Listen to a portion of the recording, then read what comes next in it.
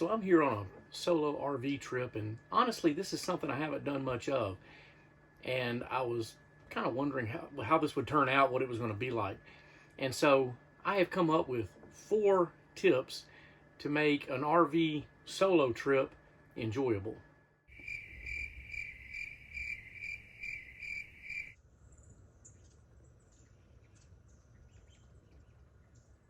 The first tip really is about mindset. Now, on this channel, I mostly do backpacking stuff. I do a little bit of RV, and I have done a lot of solo backpacking trips. The difference is that on a backpacking trip, your day is pretty well occupied with walking all day long. And so it's easy to say, well, this is how I'm going to occupy my time. On an RV trip, it's something a little bit different because you have the option of doing stuff all day or just sitting around in the camper.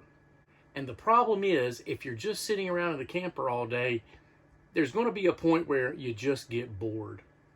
So the first tip that I have really has to do with mindset, is going into the trip knowing I'm going to be alone and I'm going to have to fill my time doing things. The problem is, if you know that you're going to have to occupy your time, but you don't plan to occupy your time, there are going to be long stretches where I'm totally isolated, totally by myself. Is mentally being prepared for that and knowing that it's coming. How well you're able to manage that depends on you individually and how introverted or extroverted you are. A couple of ways that you can deal with that is, first of all, being able to connect with family when you are not with anyone at the campsite.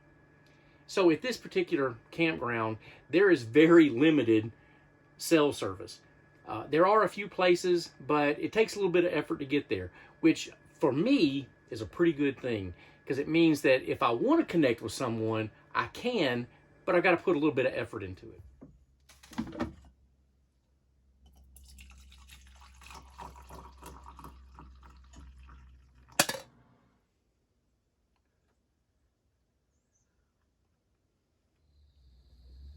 Tip number 2 is entertainment. On this particular trip, the weather has been just absolutely fantastic, and so I've been able to get outside and do some of the things that I enjoy. Going out and walking the campground, that's one of my favorite things. When my wife is with me on a trip, which is almost all the time, that's one of our favorite things to go do, is go walk the campground and see other people's RVs and their setups, and just get out and enjoy seeing all of that. And sometimes we'll walk the campground 3 or 4 times a day. But on a solo trip, even though I can get out and do those things, there aren't opportunities for conversation and kind of just a running dialogue of things that are going on through the day.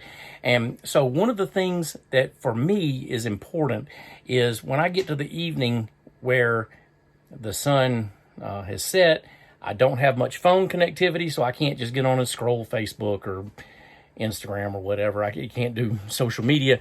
One thing that I do is instead of just watching regular TV, because there's no connectivity for TV either. I just don't have, there's no cable here, and I don't have channels, is I have a DVD player and I have a bunch of DVDs. Last night I watched a 007 movie, and tonight I'll be watching Ocean's 11, I think. So kind of looking forward to that.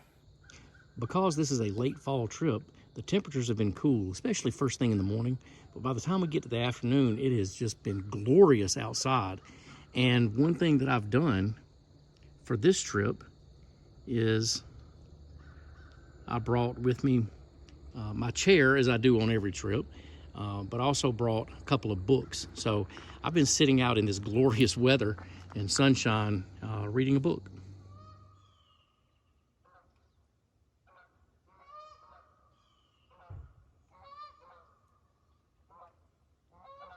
So this one's going to sound really selfish. I don't mean for it to.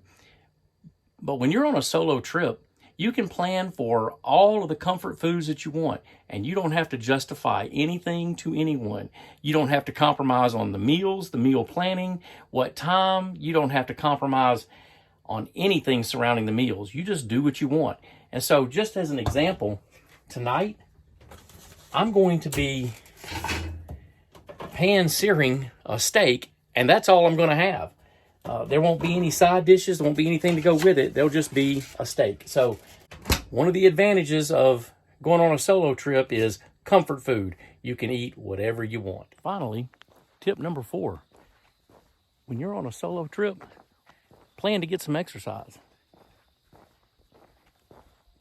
When it's cool like this and it's a glorious day, just blue skies, plan to get outside and do a little bit of walking. There are hiking trails here, and there are biking trails here. And of course, there's just the roadway for the campground. Plan to get out and do a little bit of walking or bicycling, and if it's possible, plan to either walk or bicycle everywhere you go. And you'll get a little bit of exercise while you're out here. A little bonus for that tip is, at the end of the day, you're a little bit more tired, and it'll make the evening go by a little bit, I say better, because you're tired and you're ready to go to bed. Okay, so that was 4 tips for solo RVing. Do me a favor, in the comments, tell me what you thought about these 4 tips, and surely there's something I missed, and you tell me what I missed. Thanks for watching, and I'll see you on the next one.